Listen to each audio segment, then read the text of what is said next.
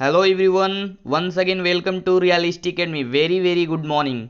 आज है 20 सितंबर और 20 सितंबर से जितनी भी रिलेटेड करंट अफेयर्स होंगी सबको हम इस वीडियो में डिस्कस करेंगे। साथ ही साथ 20 सितंबर के करंट अफेयर्स से जितनी भी फैक्ट्स हो सकती हैं सबको हम इस वीडियो में डिस्कस करेंगे, और जितने भी क्वेश्चन बन सकते हैं आज के करंट अफेयर्स से सबको इसी वीडियो के लास्ट में हम डिस्कस करेंगे। अगर आप किसी भी दिन के करंट अफेयर्स का पीडीएफ डाउनलोड करना चाहते हैं तो आपको टेलीग्राम ग्रुप में मिल जाएगा। आज के करंट अफेयर्स का पीडीएफ भी आपको वहां मिल जाएगा। आप टेलीग्राम ग्रुप लिंक में दिए डिस्क्रिप्शन से भी ज्वाइन कर सकते हैं, या टेलीग्राम ऐप पे रियलिस्टिक एकेडमी सर्च करके भी ज्वाइन कर सकते हैं। तो चलिए आज के करंट अफेयर्स पे एक नजर डालते हैं। सबसे पहले गुजरात सरकार ने शुरू की मुख्यमंत्री महिला उत्कर्ष योजना। गुजरात सरकार द्वारा ये मुख्यमंत्री महिला उत्कर्ष योजना MMUY 2020 से 21 के लिए 2020 से 21 के लिए ये महिला उत्कर्ष योजना गुजरात सरकार ने लॉन्च किया है।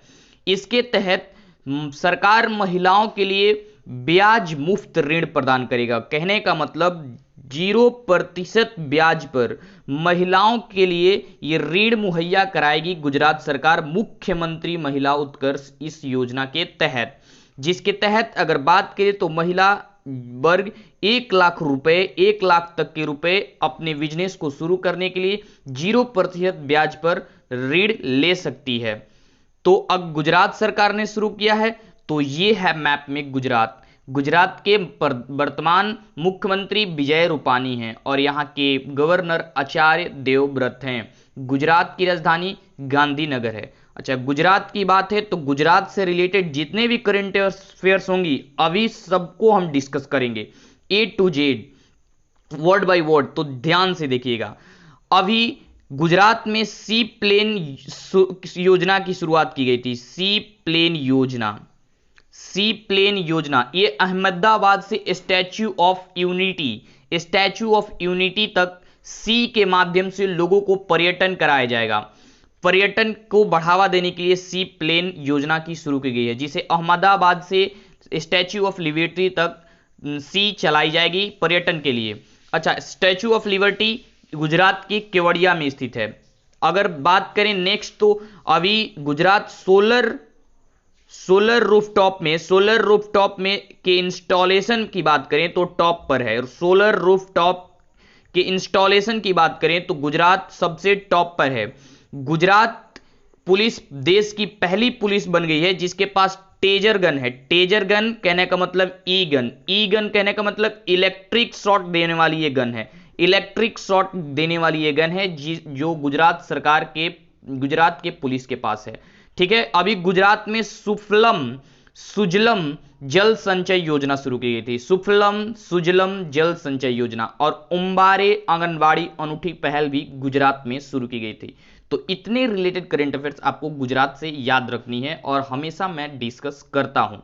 जब भी गुजरात की बात आती है तब इतने करंट अफेयर्स आपको तुरंत दिमाग में टकरानी चाहिए। चलिए नेक्स्ट बढ़ते हैं। तो अभी हमने देखा कि गुजरात सरकार ने शुरू किया है मुख्यमंत्री महिला उत्कर्ष योजना। नेक्स्ट बढ़ते हैं। उत्तर प्रदेश के आगरा में बन रहा मुगल म्यूजियम का नाम छत्रपति शिवाजी के नाम पर रखा जाएगा। उत्तर प्रदेश सरकार जो नाम को बदलने में सबसे आगे अभी चल रहा है। यहां काफी जो दिनों से नाम बदलने की ये प्रक्रिया चली जा रही है, काफी जगहों का नाम लगातार बदला जा रहा है। तो उसी को अभी आगरा में एक बन रहा है, अभी निर्माणाधीन है मुगल म्यूजियम। इसकी बात करें, इस म्यूजियम ये संग्रहालय की बात करें तो ये 150 करोड़ रुपए की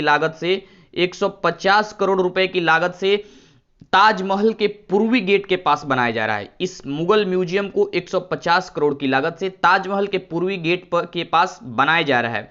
और इस बन रहे संग्रहालय को मुगल नहीं छत्रपति शिवाजी का नाम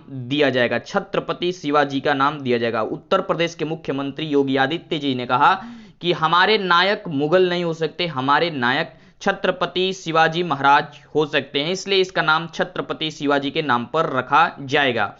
अच्छा, उत्तर प्रदेश में आगरा में स्थित इस मुगल म्यूजियम का नाम छत्रपति शिवाजी रखा गया है। तो ये है मैप में उत्तर प्रदेश के वर्तमान मुख्यमंत्री योगी आदित्यनाथ हैं और गवर्नर की बात करें तो आनंदीबेन पटेल है। यहाँ की राजधानी लखनऊ है और लखनऊ जैसे ही आपके दिमाग में आता है तुरंत आपके दिमाग में टकरानी चाहिए, लखनऊ गोमती नदी के किनारे स्थित है। लखनऊ गोमती नदी के किनारे स्थित है। अच्छा, मध्य प्रदेश के मध्य प्रदेश के गवर्नर लालजी टंडन का हाल ही में निधन हुआ था। उनके निधन के बाद लखनऊ में, याद रखेंगे आप, लखनऊ में एक चौराहा और एक रोड का नाम लालजी टंडन के नाम पर बदला गया है।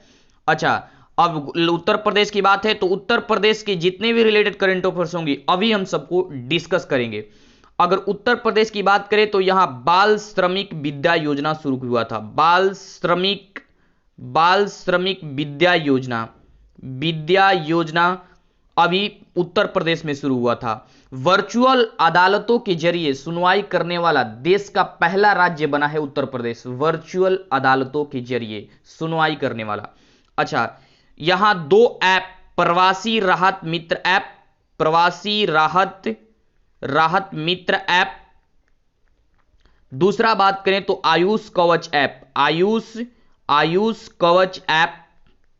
कवच ऐप भी उत्तर प्रदेश में ही लॉन्च हुआ था। और मनरेगा का कहना है कि मनरेगा के थ्रू रोजगार देने वाला उत्तर प्रदेश देश का सबसे बड़ा राज्य है। और यहां हर्बल प्रोडक्ट योजना भी शुरू हुआ था, हर्बल प्रोजेक्ट परियोजना। इसके तहत रोड के दोनों किनार हर्बल युक्त यानी कि औषधि से युक्त पौधे लगाए जाने हैं, हर्बल पौधे लगाए जाने हैं। नेक्स्ट अगर बात करें तो आप देख सकते हैं, देश की पहली प्राइवेट जेट टर्मिनल दिल्ली में शुरू, देश का पहला निजी जेट टर्मिनल शुरू कर दिया गया है और यह सबसे बड़ा निजी जेट टर्मिनल दिल्ली में शुरू किया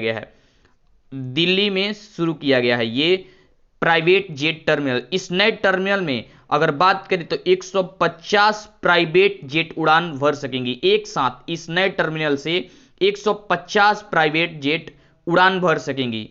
इसका अगर इसके क्षेत्रफल की बात करें तो इससे 8 लाख वर्ग फीट में बनाया गया है, 8 लाख वर्ग फीट में यह फैला हुआ है और इसमें कम से कम 57 पार्किंग बे की भी सुविधा है इस दिल्ली के प्राइवेट जेट टर्मिनल में। तो इतनी आपको चीजें याद रखनी है। नेक्स्ट अगर देखें, सबसे पहले इसको इरेज कर लेते हैं। नेक्स्ट अगर देखें तो योगी आदित्यनाथ ने की घोषणा, गौतम बुद्ध नगर में बनेगी देश की सबसे बड़ी फिल्म सिटी। योगी आदित्यनाथ ने घोषणा किया है कि उत्तर प्रदेश के गौतम बुद्ध नगर में देश की सबसे बड़ी फिल्म सिटी बनाई जाएगी, देश की सबसे बड़ी फिल्म सिटी। ये अगर बात करें तो ये नोएडा के आसपास ये गौतम बुद्ध नगर है, वहां देश की सबसे बड़ी फिल्म सिटी गुजरात में बनाई जाने की घोषणा यहां के मुख्यमंत्री योगी आदित्यनाथ जी के द्वारा किया गया है। अब उत्तर प्रदेश की जितनी भी रिलेटेड करंट अफेयर्स हैं अभी हम डिस्कस कर चुके हैं, तो नेक्स्ट बढ़ते हैं। गुजरात के मुख्यमंत्री ने ई रिक्शा के लिए सब्सिडी योजनाओं की घोषणा की। गुजरात के मुख्यमंत्री विजय रूपानी जी ने ये ई स्कूटर और ई रिक्शा सब्सिडी योजनाओं की शुरुआत की गई है। तो चलिए इसके बारे में थोड़ा सा जानने की कोशिश करते हैं। अगर इस ई रिक्शा और ई स्कूटर सब्सिडी योजना की बात करें तो ये स्टैंडर्ड 9 क्लास के बच्चों के लिए, स्कूली छात्र जो हैं उनके लिए ये ई स्कूटर योजना शुरू की गई है, सब्सिडी योजना शुरू की गई है। इसके तहत 12,000 रुपए सभी छात्रों को सरकार देगी, सब्सिडी देगी, प्रदान करेगी।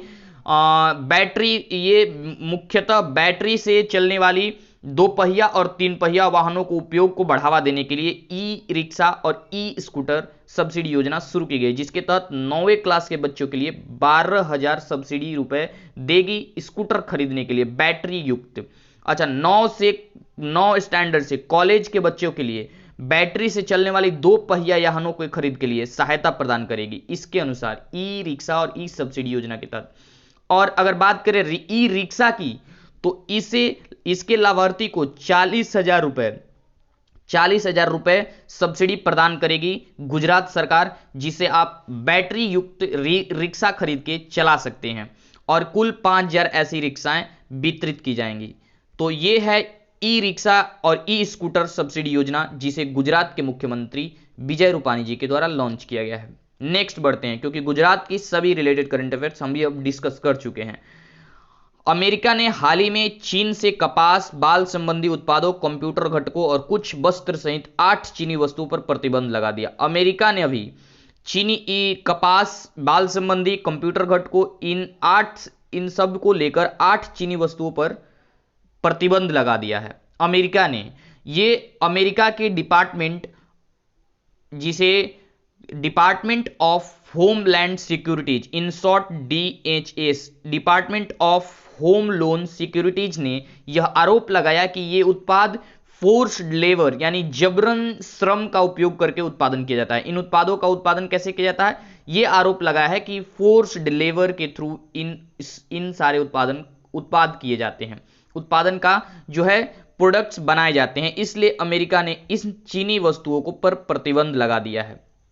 आप याद रखेंगे, अब अमेरिका ने प्रतिबंध लगाया है तो अमेरिका से रिलेटेड करंट अफेयर्स हम जानने की कोशिश करते हैं। चीन में अभी एकदम करंट है, चीन में अमेरिका के राजदूत, चीन में ही अमेरिका के राजदूत जिनका नाम है, मैं लिखता हूं, टेरी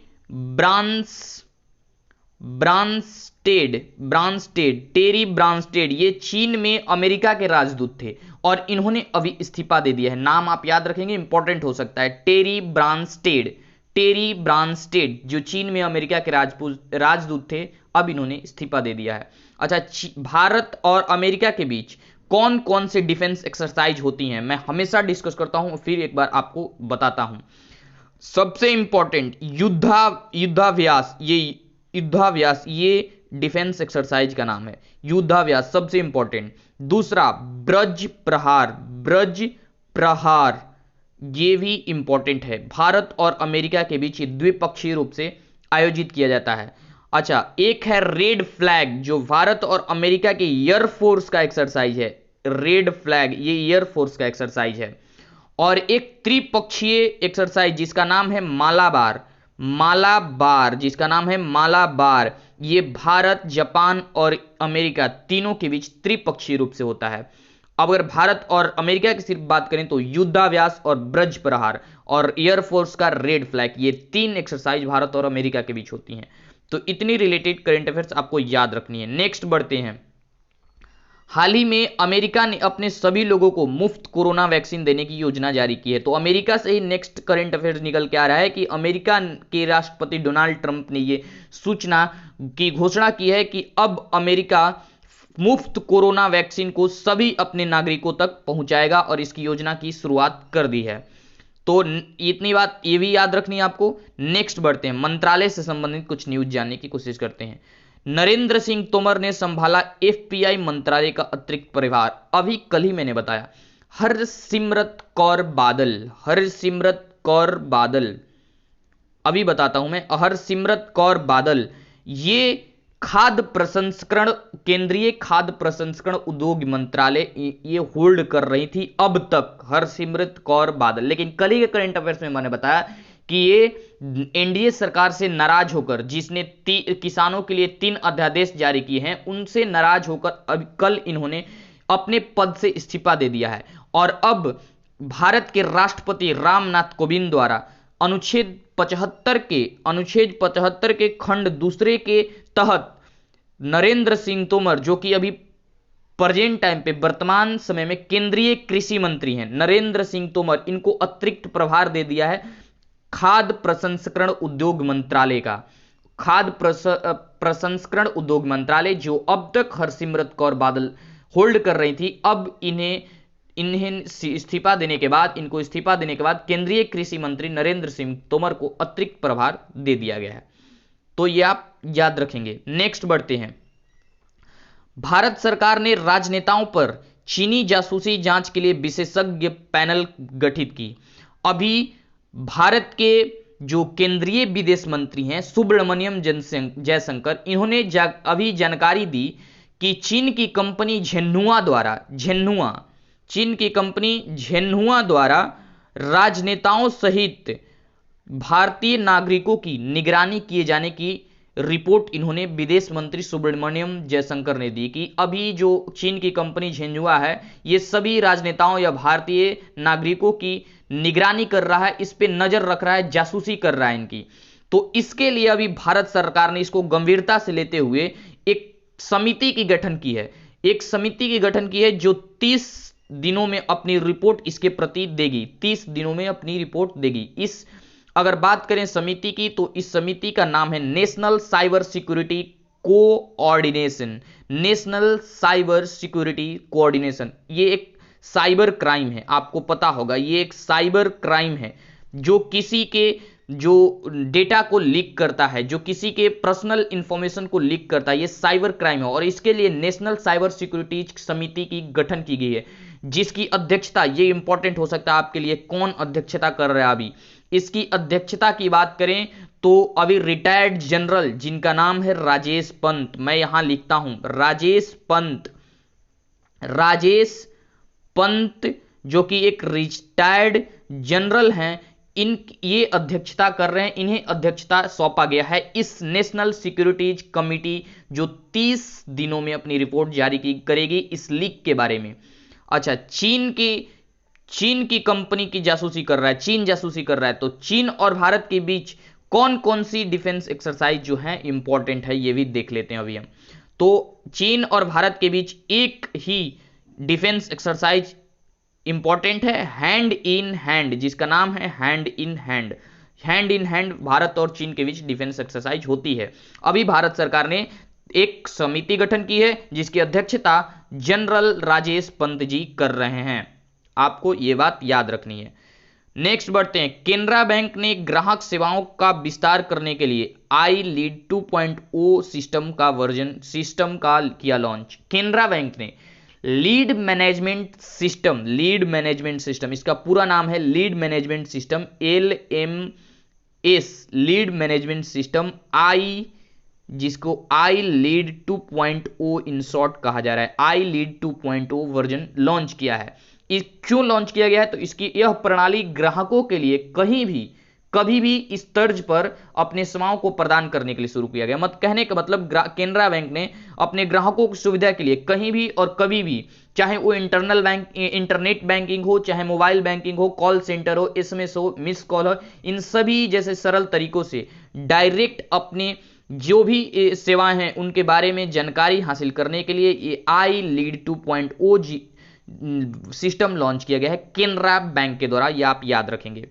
नेक्स्ट, बंधन बैंक ने एक नए वर्टिकल इमर्जिंग इंटरप्रेन्योरशिप बिजनेस की शुरुआत की है। इसकी हिंदी है, हिंदी में भी पूछा जा सकता है आपसे, इसलिए याद रखेंगे। बंधन बैंक ने उभरते उद्यमीय व्यवसाय की शुरुआत की है। इंग्लिश में इमर्जिंग एंटरप्रेन्योरशिप बिजनेस की EEB, इन शॉर्ट EEB की नाम का एक वर्टिकल परियोजना शुरू की है। यह ग्राहकों को ऑन बैंक और अंडर बैंक सेगमेंट की उभरती जरूरतों को समर्थन करने के लिए लॉन्च किया गया है। यह बंधन बैंक के द्वारा लॉन्च किया गया है, आप याद रखेंगे। इमर्जिंग एंटरप्रेन्योरशिप बिजनेस, उभरते उद्यमीय व्यवसाय। नेक्स्ट बढ़ते हैं, AFC कार्यबल में नियुक्त किए गए रिटायर्ड कर्नल मुंगाली अभी एशियन फुटबॉल कॉन्फेडरेशन, जिसे हिंदी में एशियाई फुटबॉल परिसंघ कहा जाता है, AFC एशियन फुटबॉल कॉन्फेडरेशन, इसने अपने कार्यबल यानी कि टास्क फोर्स एक गठित किया है। अभी टास्क फोर्स इसने एक गठित किया है। टास्क फोर्स क्या है? ये किसी विशेष काम के लिए ये गठित की जाने वाली कुछ सदस्यों की एक समिति है। टास्क फोर्स जो किसी विशेष काम के लिए गठित की जाती है और वो काम खत्म होने के बाद इसे भंग कर दिया जाता है, टास्क फोर्स। अब AFC कार्यबल ने इसे टास्क फोर्स नियुक्त किया है और इसमें रिटायर्ड कर्नल मुंगाली, जिनका पूरा नाम है गिरिजा शंकर मुंगाली, को सदस्य नियुक्त किया गया। अगर बात करें तो इसमें 7 सदस्य हैं और अगर बात करें तो ये कर्नल मुंगाली जो एकमात्र भारतीय सदस्य इस AFC कार्यबल में हैं। अगर कर्नल मुरनाली की बात करें, मुंगाली की, तो ये फुटबॉल महासंघ के, अखिल भारतीय फुटबॉल महासंघ के क्लब लाइसेंस समिति के चेयरमैन हैं। वर्तमान में ये क्लब लाइसेंस समिति के चेयरमैन हैं और इनको अब एएफसी यानी कि Asian football confederation task force में नियुक्त किया गया है, इनको सम्मिलित किया गया है। ठीक है, नेक्स्ट बढ़ते हैं। ब्रिक्स राष्ट्रीय सुरक्षा सलाहकारों की 10वीं बैठक आयोजित की गई। ब्रिक्स BRICS ब्रिक्स ने अभी 10वीं राष्ट्रीय सुरक्षा सलाहकार की जो है बैठक आयोजित की है। अमेरिका के जो ये क्यों लॉन्च मतलब कि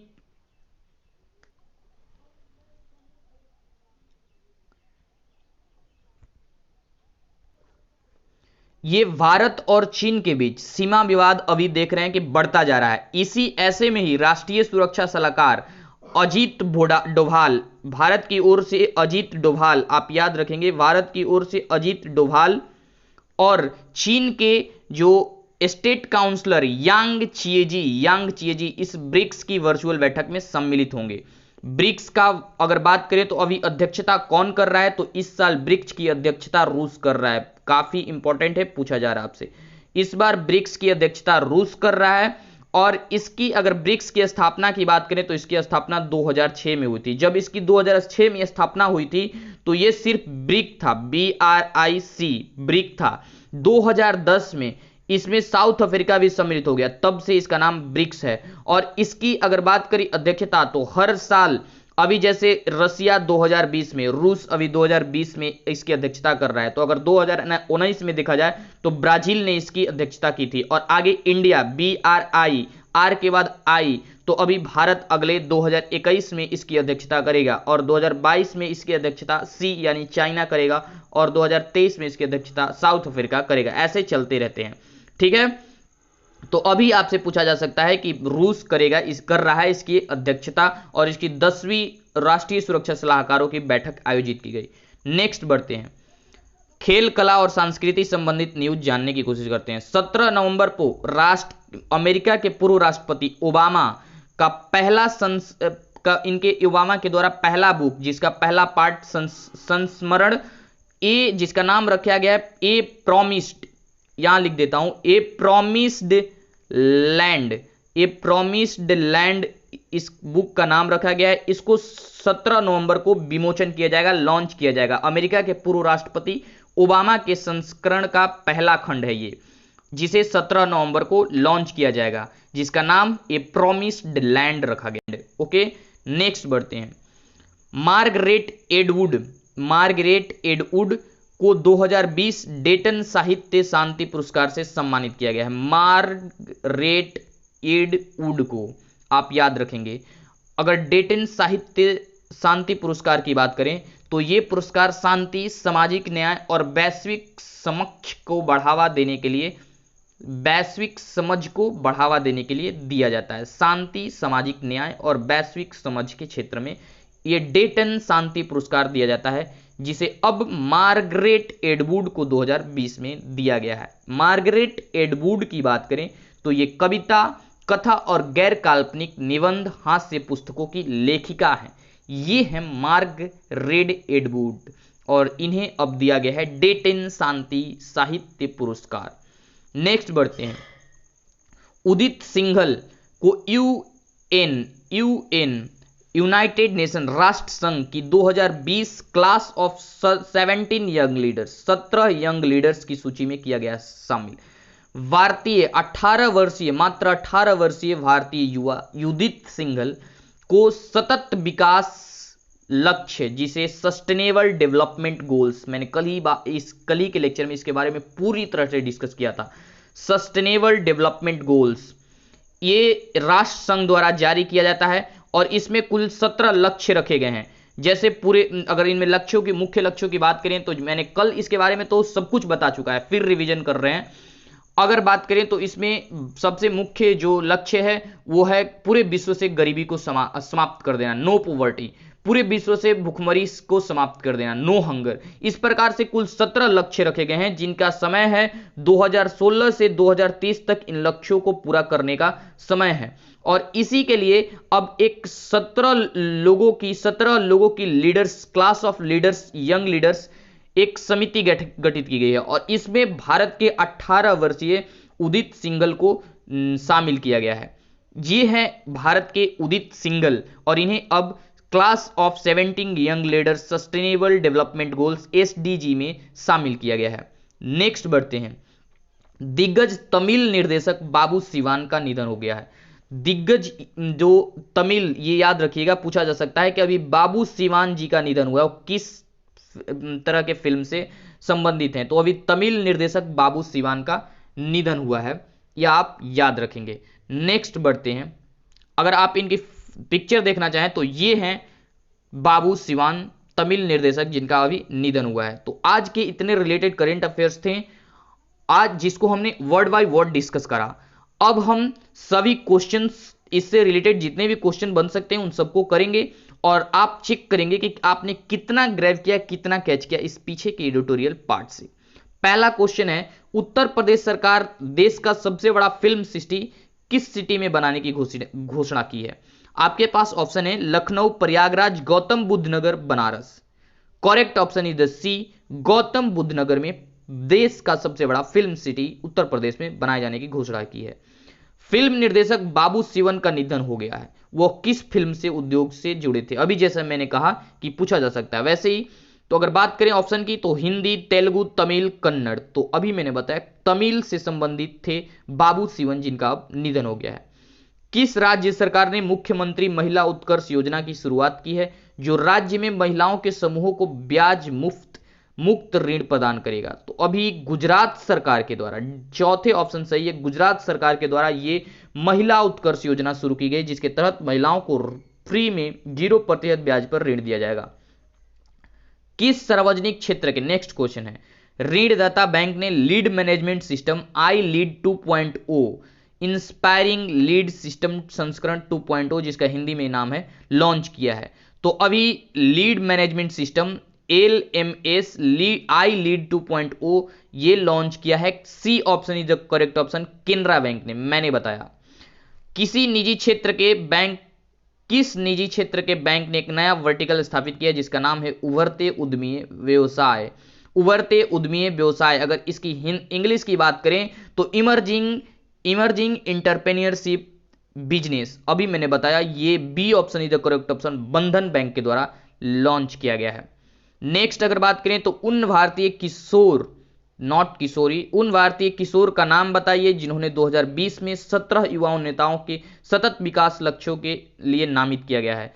तो अभी उदित सिंघल को सतत विकास लक्ष्यों के 17 युवा नेताओं में शामिल किया गया है। नेक्स्ट बढ़ते हैं, ई स्कूटर, ई रिक्शा के लिए सब्सिडी योजनाओं की घोषणा किस राज्य सरकार ने किया है। Correct option is D, Gujarat के द्वारा e scooter, e rickshaw subsidy योजना की शुरुआत की गई है। ब्रिक्स की अध्यक्षता इस बार कौन देश कर रहा है। तो इस बार की बात करें तो इस बार ब्रिक्स की अध्यक्षता रूस कर रहा है, अगले 2021 में इंडिया करेगा इसकी अध्यक्षता, भारत। नेक्स्ट, खाद्य प्रसंस्करण उद्योग मंत्रालय का अतिरिक्त प्रभार किसे सौंपा गया है। तो अभी केंद्रीय कृषि मंत्री नरेंद्र सिंह तोमर जी के द्वारा खाद्य प्रसंस्करण उद्योग मंत्रालय सौंपा गया है। अब कल के क्वेश्चन का आंसर, किस देश ने चीन से कपास, बाल संबंधी उत्पादों, कंप्यूटर घटकों और कुछ वस्त्रों सहित 8 चीनी वस्तुओं का पर प्रतिबंध लगा दिया। तो अभी मैंने डिस्कस किया है कि अमेरिका ने चीन के 8 चीनी वस्तुओं पर प्रतिबंध लगा दिया है। अब कल के लिए क्वेश्चन जिसका आप कमेंट बॉक्स में रिप्लाई देंगे, आप जितने भी इस क्वेश्चन के बारे में जानते हैं उसका रिप्लाई आप कमेंट बॉक्स में देंगे। हाल ही में किस सोशल मीडिया कंपनी ने टिकटॉक जैसा शॉर्ट्स वीडियो ऐप लॉन्च किया है। फेसबुक, ट्विटर, यूट्यूब, इंस्टाग्राम, आपके पास 4 ऑप्शन है। कमेंट बॉक्स में आप इसका रिप्लाई दीजिए, कल हम इस क्वेश्चन को पुनः डिस्कस करेंगे। अगर आपको वीडियो पसंद आया है तो लाइक कीजिए, शेयर कीजिए, चैनल को सब्सक्राइब कर दीजिए। कल मिलते हैं। जय हिंद, जय भारत।